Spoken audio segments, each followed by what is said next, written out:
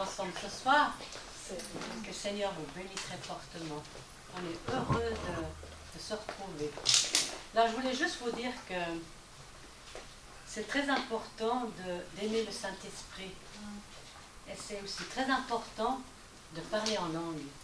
Vous savez, c'est important de parler en langue. Parce que le parler en langue, c'est direct avec Dieu.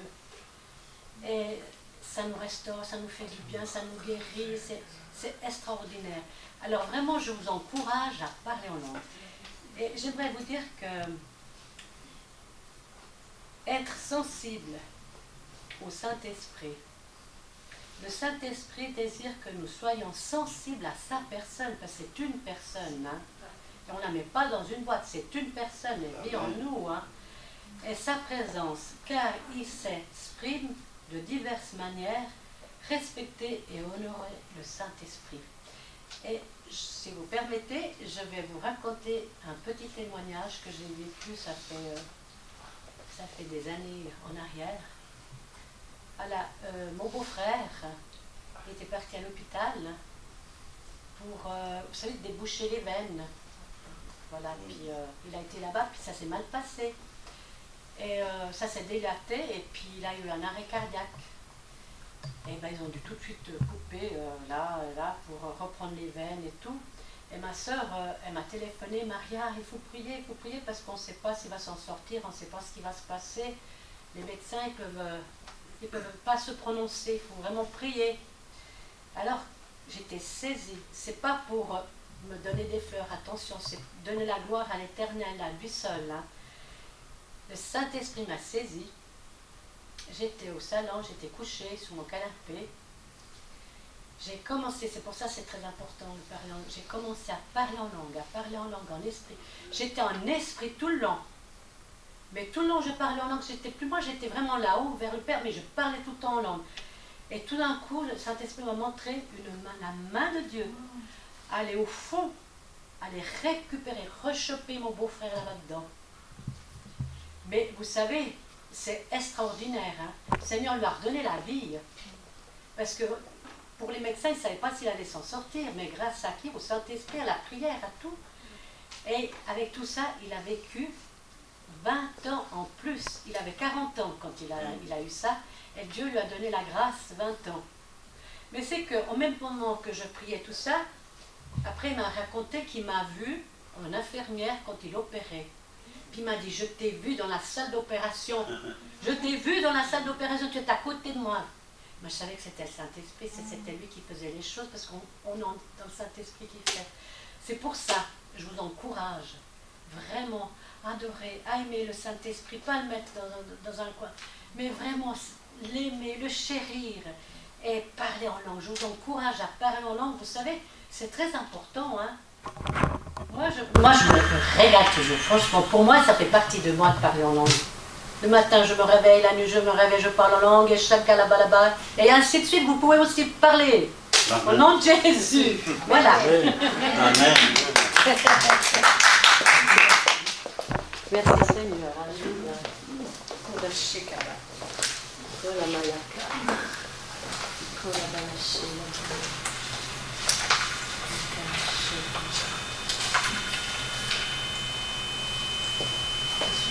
Allez, c'est bon. Attendez, sifflement. Il y a un sifflement. Un sifflement. Un sifflement, oui. C'est... Baissez un peu. Baisse. On s'entend un peu.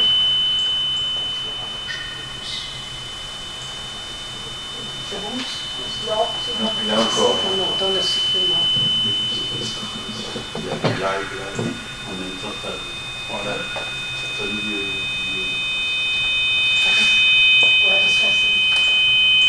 Baissez un peu, peut-être.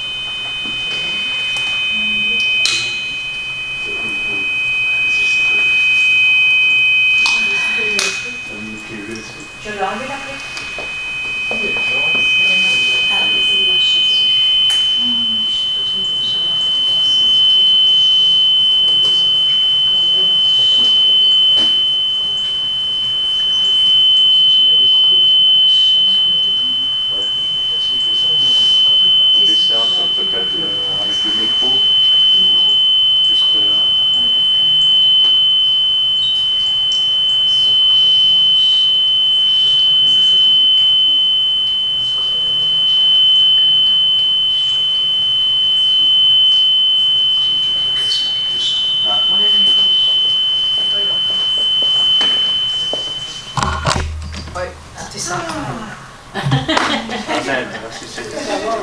tout savoir. Ah ben oui. Merci Seigneur. Voilà.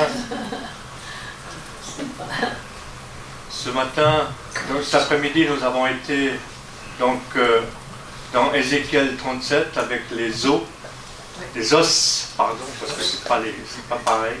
Un os, les os. C'est vrai qu'il faut faire une liaison. Quand il y a, oui, c'est vrai. Quand il y en a plusieurs.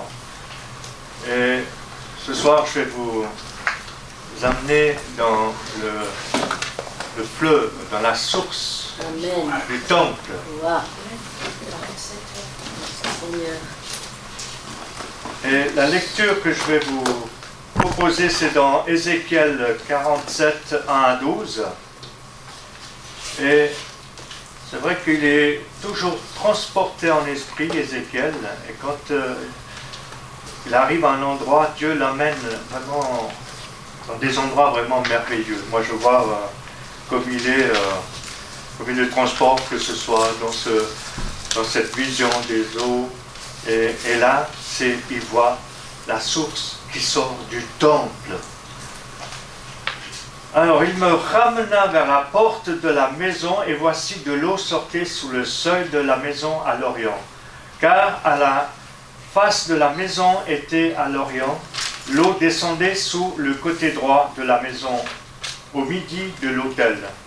Il me conduisit par le chemin de la porte septentrionale, et il me fit faire le tour par dehors jusqu'à l'extérieur de la porte orientale.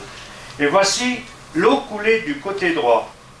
Lorsque l'homme s'avança vers l'orient, il avait dans la main un cordeau, et il mesura 1000 coudées.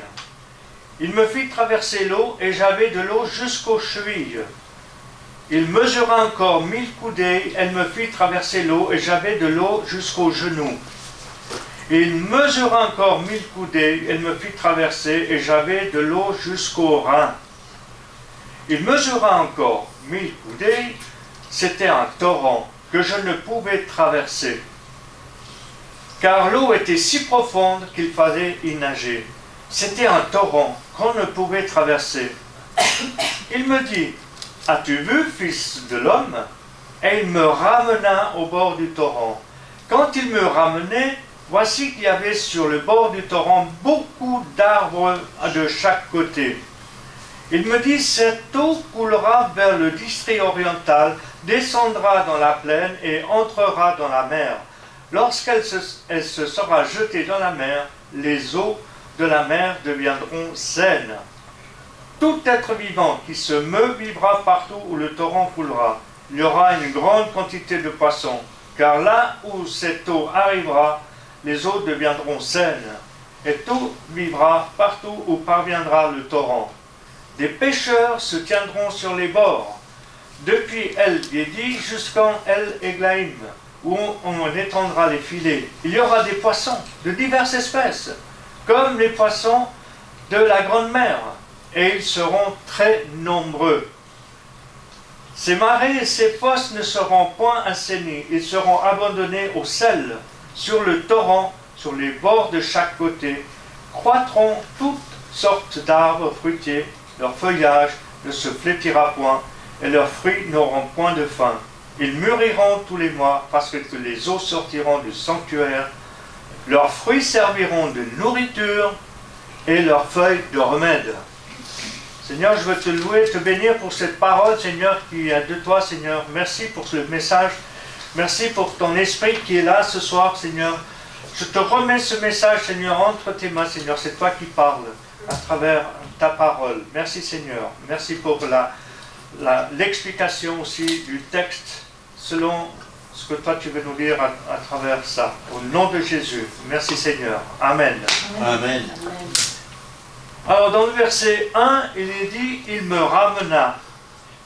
Dieu le ramène à un endroit précis pour qu'il voie sa demeure.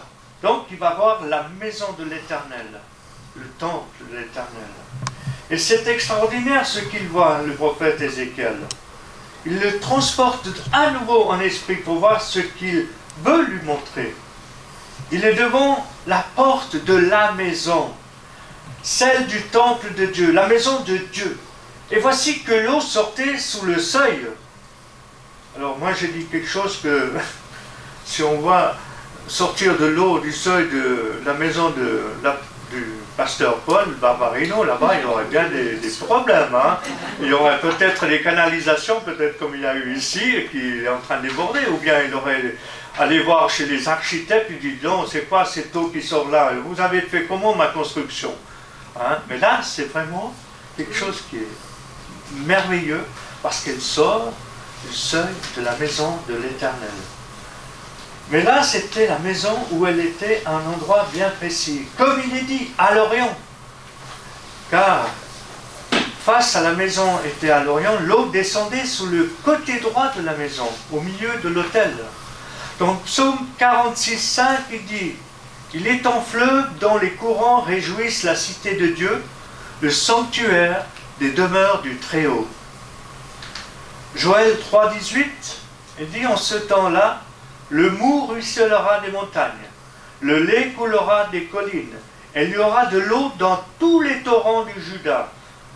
Une source sortira aussi de la maison de l'Éternel et arrosera la vallée de Sittim. » Ésaïe 55, 1.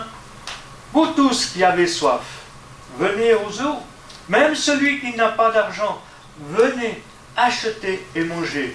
Venez acheter du vin et du lait, sans argent, sans rien payer. On voit la suite. Dans le verset 2, il me conduisit par le chemin de la porte septentrionale, celle qui signifie du côté du nord. Donc, la maison où il était, il lui passait, c'était au nord. Alors là, je ne sais pas où il est le nord, hein. J'ai perdu le nord. Alors il me fit faire le tour par dehors jusqu'à l'extérieur de la porte orientale, celle qui est à l'est. Alors de côté à nord, ensuite il va à l'est. Donc voilà. Et voici l'eau qui coulait du côté droit. Dieu est le guide pour faire voir aux prophètes ce qui deviennent ces eaux. Le fait de sortir de l'enceinte sacrée par le portique septentrional et longer extérieurement le grand mur, d'abord sur le côté nord, puis sur le côté de l'est, jusqu'au portique oriental extérieur. Donc ça doit être assez grand, hein. C'est pas une petite maison. Hein. Ce détour était nécessaire puisque les deux portiques orientaux étaient fermés. Donc ils ne pouvaient pas passer par des portes spéciales. Hein. C'est celle-ci et pas autre.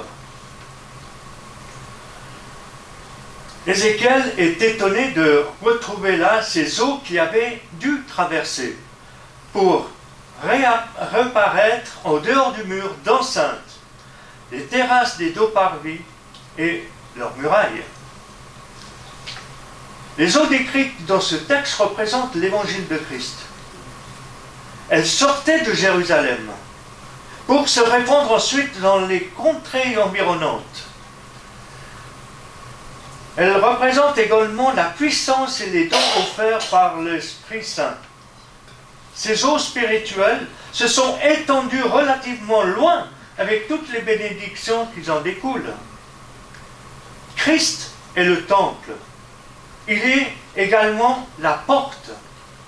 De lui jaillissent les eaux de la vie, de son côté percé. Quand il a été percé, sur le côté, il y a eu le sang. Et ensuite de l'eau. Voilà. Ézéchiel 44, 1 et 2, il est dit « Il me ramena vers la porte extérieure du sanctuaire, du côté de l'Orient, mais elles étaient fermées. Et l'Éternel me dit « Cette porte sera fermée, elle ne s'ouvrira point, et personne n'y passera. Car l'Éternel, le Dieu d'Israël, est entré par là, elle restera fermée. » Donc c'est une porte que Dieu a fermée, c'est un peu la même porte que Dieu a fermée quand Noé est rentré dans l'arche. C'est Dieu qui a fermé la porte. C'est pas les humains, c'est Dieu. Alors on voit là la même chose. Dieu a fermé la porte du temple. Verset 3. Lorsque l'homme s'avança vers l'Orient, il avait dans la main un cordeau et mesurait 1000 coudées. Alors, 1000 coudées, qu'est-ce que ça représente? Alors, 1000 coudées, Hein, la mesure, c'est depuis le coin du bras jusqu'à l'extrémité du doigt long. Donc ici, ça représente à peu près 45 cm environ. 45, il y en a qui disent 50, mais d'après ce qu'ils disent sur le moteur de recherche, c'est 45 cm. Donc, une coudée, une ancienne mesure de longueur qui définit la distance du coude à l'extrémité du doigt, du grand doigt, lorsque le bras et l'avant-bras sont pliés, donc comme ça. Hein. Alors, ils sont pliés en équerre, la main est ouverte, et que ça fait une distance qui est à peu près une 1000 coudées qu'il a fait, c'est à peu près 450 mètres. Vous voyez, c'est déjà une belle distance qu'il a parcouru. 450 mètres. C'est grand. Mais, il dit, il me fit traverser l'eau, et j'avais l'eau jusqu'aux chevilles. Waouh! Dis-moi, personnellement, quand je vais à la mer et que je vois des belles plages qui sont vraiment descendantes là-bas, si je fais une longueur comme ça, 450 mètres, je suis déjà en eau profonde. Tandis que là, l'eau, elle est jusqu'aux chevilles. Alors, ça parle aussi de manière comme l'onction, on l'a. Est-ce qu'on l'a à ce niveau-là? Ou bien on veut aller plus loin? C'est pour ça que Dieu fait aller Ézéchiel encore continuer. Il le fait continuer. Et dans Ézéchiel 43, il dit, il me conduisit là, et voici qu'il y avait un homme dont l'aspect était comme l'aspect de l'airain. Il avait dans sa main un cordeau de lin et une canne pour mesurer. Et il se tenait à la porte. Merveilleux de voir ça. Zacharie 2:1, je levai les yeux et je regardais, et voici qu'il y avait un homme tenant à la main un cordeau pour mesurer. Donc, il mesurait deux mesures différentes. Donc, un, il avait un cordeau, des cordeaux, et puis l'autre, il mesurait avec le coude. On va plus loin, dans le verset 4. Il mesura encore 1000 coudées, il me fit traverser, j'avais l'eau jusqu'aux genoux. Alors, ça fait en somme 900 mètres. 450, 450, 900 mètres. Alors, 900 mètres, ça fait une belle distance, hein, on peut dire presque 1 kilomètre. Hein. 1 kilomètre, c'est loin, hein. Waouh! On peut voir bien de bonnes... Mais l'eau, elle était où? Jusqu'aux genoux. Moi, quand je fais, comme je dis, hein, on va à la plage, c'est vrai, hein. 900 mètres, moi j'ai une fourre un bateau pour aller là. Pour moi c'est... On coule à pif. Et c'est là, tant jusqu'au genou. Là, il y a deux étapes. Il mesura encore 1000 coudées, donc 450, plus en avant. Maintenant, si on en ajoute deux mesures, cela nous donne 900 mètres. Mais il a continué, il mesura encore 1000 autres coudées, donc il faut rajouter 450 mètres. Cela fait environ 1350 mètres. Il avance et on le voit que le flux augmente progressivement. L'eau lui arrive jusqu'au rein. Et là, je vois, dans cette profondeur, quand il y a des baptêmes, c'est vrai que quand on va à les baptêmes, l'eau, les gens, les pasteurs, quand ils vont dans l'eau, qu'est-ce qu'ils font? Ils ne vont pas jusqu'aux chevilles. Hein. Moi, je n'ai jamais vu un baptême qui se fait avec les chevilles, dans l'eau. Parce que la personne, on ne peut pas l'immerger. On ne peut pas. Au genou, ça peut aller encore, hein, ça dépend aussi. Mais jusqu'au genou, quoique, c'est juste encore.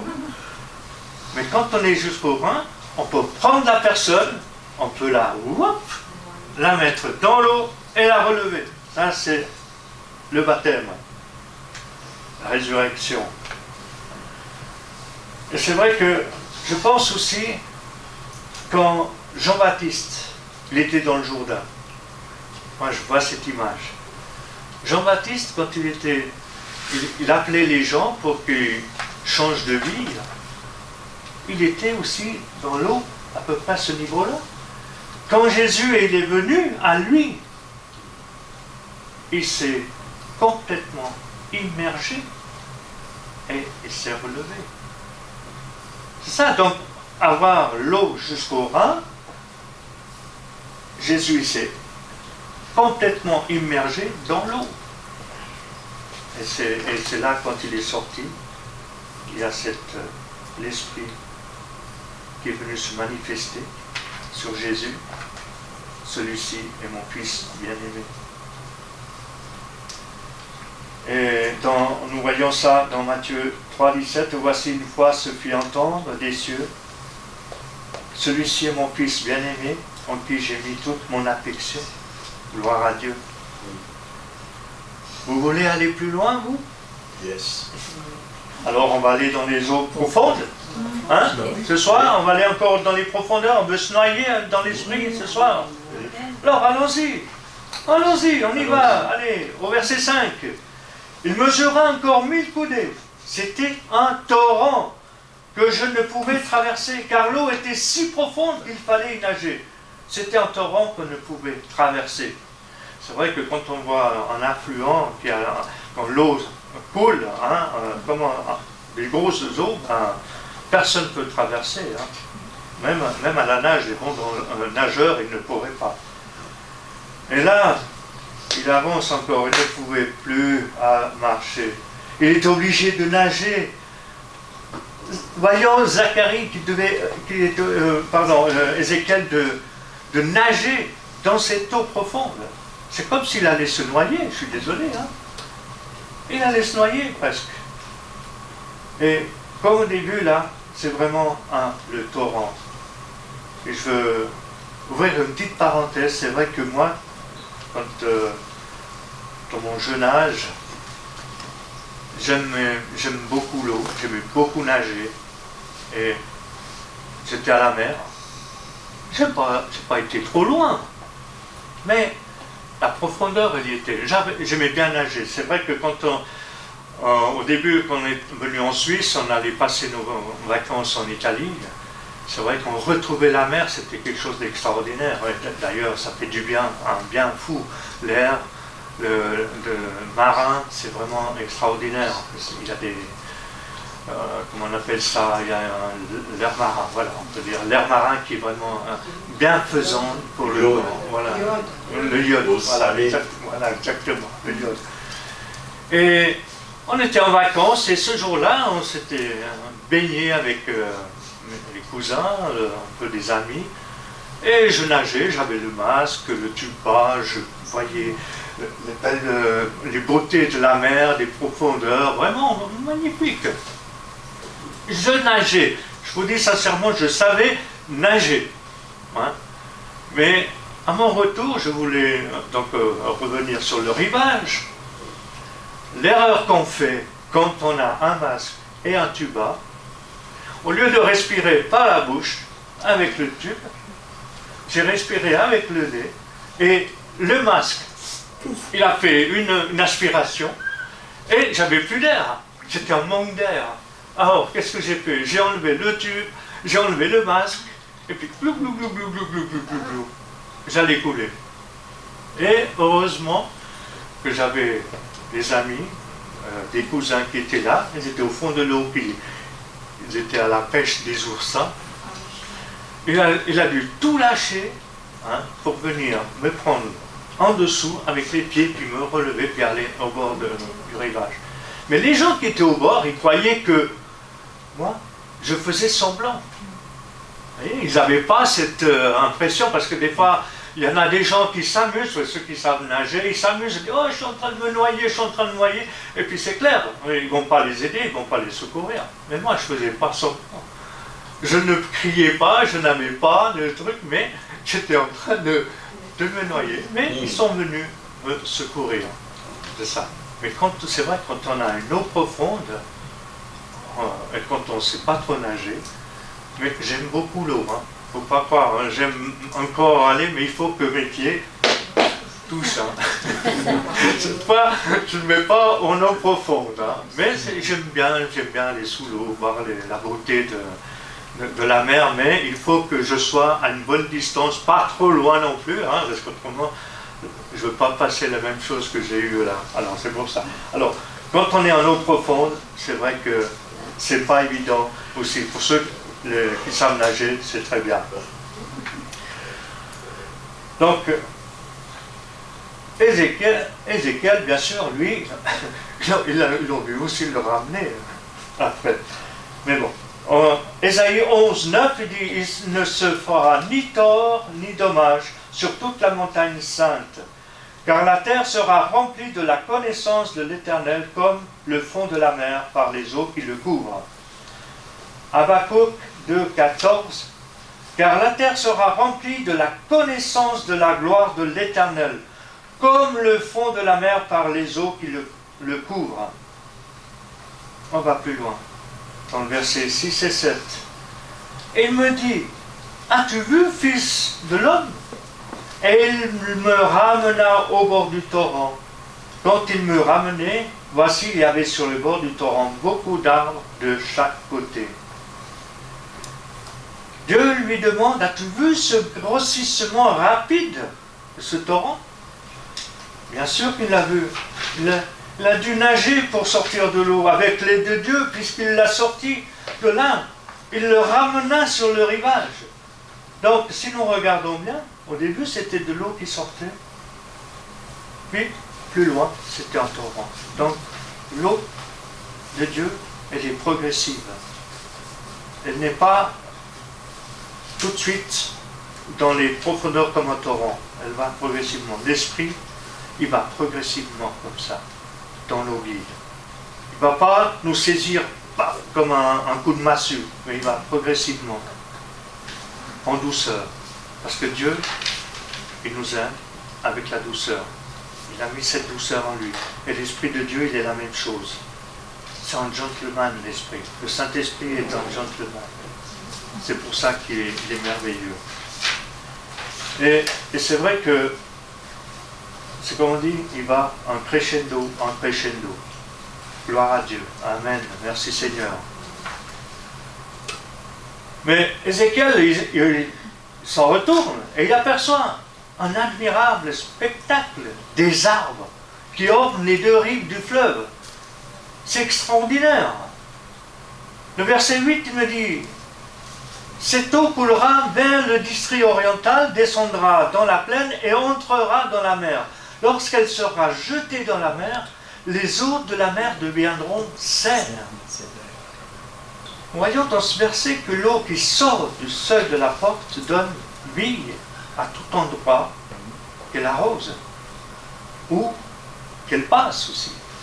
Des deux côtés, il y a des arbres fruitiers.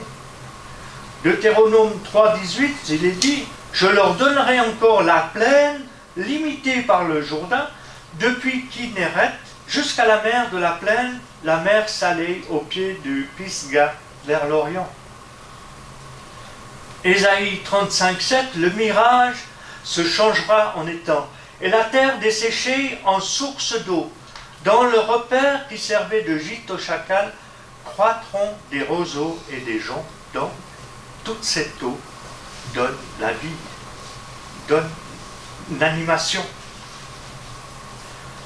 Ésaïe 41, 17, il est dit, les malheureux et les indigents cherchent de l'eau, et il n'y en a point. Leur langue est desséchée par la soif. Moi, l'Éternel, je les exaucerai. Moi, le Dieu d'Israël, je ne les abandonnerai pas. Donc, Dieu ne va pas vous abandonner si vous le cherchez de tout votre cœur. Je ferai jaillir des fleuves sur les collines et des sources au milieu des vallées. Je changerai le désert en étang et la terre aride en courant d'eau. Je mettrai dans le désert le cèdre, l'acacia, le myrte et l'olivier. Je mettrai dans les lieux stériles le cyprès, l'orme et le buis, tous ensemble. Les trois versets suivants, donc le 9 et 11, il dit « Tout être vivant qui se meut vivra partout où le torrent coulera. Il y aura une grande quantité de poissons.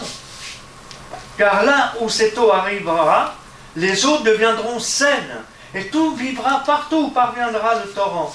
Des pêcheurs se tiendront sur les bords depuis El-Gedi jusqu'en Eglaïm.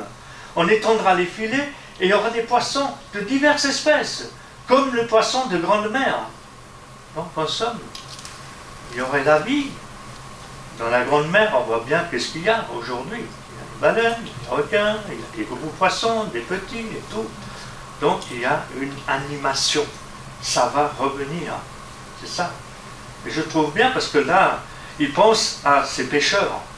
Les pêcheurs qui ne pouvaient plus avoir de pêche, de poissons, parce que la rivière où ils étaient asséchée, il n'y avait plus rien. Tandis que là, il y a une quantité de poissons. Ils pourront repêcher comme tout à nouveau. C'est ce qui est merveilleux. Tous les êtres qui, à l'ordinaire, vivent et polluent dans l'eau, mais qui ne les pouvaient pas dans cette mer, à mesure que les adulterants y pénétreront et y avanceront, pourront désormais vivre. Jusqu'ici, les eaux douces du Jourdain avaient été impuissantes à renouveler celles de la mer. Unies maintenant à celles du torrent, elles concourent à ce résultat. Merci Seigneur. En Genèse 1, 21, 8 et 10, il dit « Dieu créa les grands poissons et tous les animaux vivants qui se meuvent, et que les eaux produisent en abondance leur espèce. » Cette abondance de toute nouvelle de poissons indiquée au verset 9 est décrite au verset 10, avec toutes ses conséquences. La vie humaine elle-même, avec l'activité qui l'accompagne, comme les pêcheurs, reparaîtra sur ces rivages jusqu'au plongée dans la solitude et de la mort. Donc il n'y avait plus rien. Et là, de nouveau, il y a une activité qui se fait. Matthieu 13, 47, il est dit « Le royaume des cieux est encore semblable à un filet jeté dans la mer et ramassant des poissons de toute espèce. » Luc 5, 5 à 7, Simon lui répondit « Maître, nous avons travaillé toute la nuit sans rien prendre, mais sur ta parole, je jetterai le filet. » L'ayant jeté, ils prirent une grande quantité de poissons et leur filet se rompait. Ils firent signe à leurs compagnons qui étaient dans l'autre barque pour venir les aider. Ils vinrent et ils remplirent les deux barques au point qu'elles enfonçaient. Donc ce torrent a rendu la vie à une activité qui était éteinte. Tout a repris son cours d'antan. Le fleuve représente le Saint-Esprit. Il est en nous. Nous ne devons pas le négliger ou le mettre dans une boîte. Nous devons le servir. Nous ne devons pas s'en servir lorsque nous en avons besoin, il doit être notre quotidien, journellement, minute par minute même, à chaque moment, comme une nourriture. C'est pour cela qu'il est dit, n'éteignez pas le Saint-Esprit qui est en vous. Amen. Dans 1 Thessaloniciens 5, 19.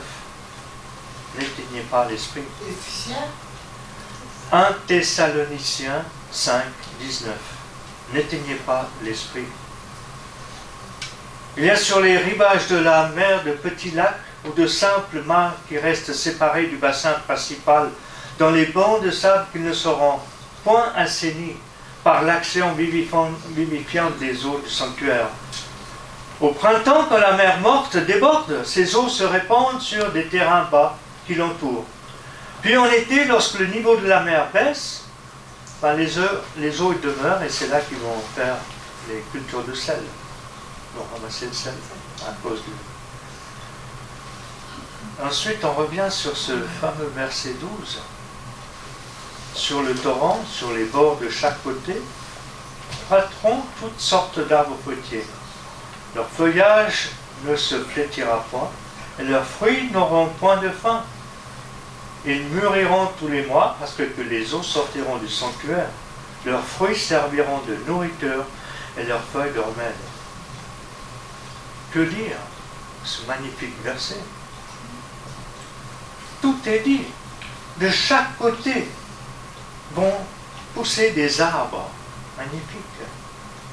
C'est merveilleux. Qui vont donner du fruit chaque mois. Comme maintenant en hiver, chaque fruit a sa saison. Mais là, c'est chaque mois. ça sera fait. Et les feuilles seront des remèdes. On n'aura plus besoin d'aller chez le médecin ou ou la pharmacie, aller chercher des médicaments, comme maintenant, si on va maintenant dans les pharmacies, on ne trouve plus de médicaments. Mais là, les feuilles vont soigner chaque individu, chaque mal. Il n'y en aura plus avec ça. Ah, merci Seigneur pour ton onction. Et il est dit dans Genèse 2:9, l'Éternel fit pousser du sol des arbres de toute espèce, agréables à boire et bons à manger. L'arbre de la vie au milieu du jardin et l'arbre de la connaissance du bien et du mal. Psaume 1:3. Il est comme un arbre planté près d'un courant d'eau qui donne son fruit en sa saison et dont le feuillage ne flétrit point. Tout ce qui fait lui réussit. Moi, je trouve que c'est extraordinaire. Parce que Dieu n'abandonne pas. À ce moment donné, ce fleuve qui sort du courant d'eau, il va couler et donner vie à tous ceux qui étaient morts. Il va donner la vie à nous aussi. Nous qui étions morts, comme nous avons parlé cet après-midi avec ces eaux desséchées, il a redonné la vie. Et là, c'est la vie par l'eau du temple qui sort. Et c'est extraordinaire. La force interne du torrent, presque imperceptible d'abord, ce torrent grossit, affluent par sa vertu propre. Chaque goutte de cette eau qui sort du sanctuaire devient une source des sources. Ainsi, l'action de l'esprit agrandit, sans appui extérieur. Il a augmenté. Inapparente au début, elle est bientôt manifestée comme une irrésistible puissance, se faisant immédiatement de chacun de ceux qui, sur ce qui était, s'exerçait en argent de sa propagation. Les effets merveilleux de ces eaux qui purifient et fortifient, l'Esprit Saint est comme attiré vers ce spectacle de misère qui s'est proposé et purifié. Le Saint-Esprit nous purifie, il nous donne la vie, il nous enlève tout ce qui est là. Tout ce qui était mort, il le régénérait pour lui donner la vie. Et partout où il pénètre, la souillure fait place à la sainteté, la mort à la vie. Les peuples et les individus sont créés de nouveau. Merci Seigneur pour ta parole. C'est vrai que c'est important de voir ce fleuve qui sort. Et ce soir, vraiment, que ce fleuve puisse vraiment vous toucher, puisse vous inonder, vous puissiez le recevoir, ce fleuve de vie, parce que c'est important. On demande toujours, il est un fleuve, coulant du fleuve de Dieu. Ce fleuve, du cœur de Dieu. C'est ça. C'est ce fleuve-là que nous devons recevoir, comme tout à nouveau. Et je trouve extraordinaire la parole de Dieu qui est merveilleuse. Moi je dis merci Seigneur. Merci pour tout ce qu'il fait. Merci pour ce fleuve qui coule encore aujourd'hui. Il n'a pas cessé de couler. Le Saint-Esprit se manifeste et il coule encore. Il coule en nous parce que nous le recevons dans notre cœur. Et c'est ce qui est important. Alors, ce soir, j'avais demandé avec le pasteur Paul si je peux faire une action prophétique. C'est prendre un drapeau et passer dessous pour que vous soyez vraiment sous l'onction du Saint-Esprit. Donc en passant sous le drapeau, c'est comme si vous êtes sous l'onction du Saint-Esprit, dans les profondeurs de l'eau, dans cette profondeur de l'eau qui coule de la maison de Dieu, du trône de Dieu. Alors, si on peut faire, comme ça on peut le tenir et puis les gens peuvent passer fait, vraiment dire Saint-Esprit, oui, je veux plonger dans tes profondeurs de ton amour, dans tes profondeurs que toi tu veux me donner. Et je suis persuadé que ce soir, il y a une puissance de la part de Dieu qui va se manifester à travers cela. Et je le crois. Parce que si Dieu m'a donné de vous faire ça, ce n'est pas pour rien. Alors, merci Seigneur pour tout ce qu'il va faire. Amen. Merci Seigneur.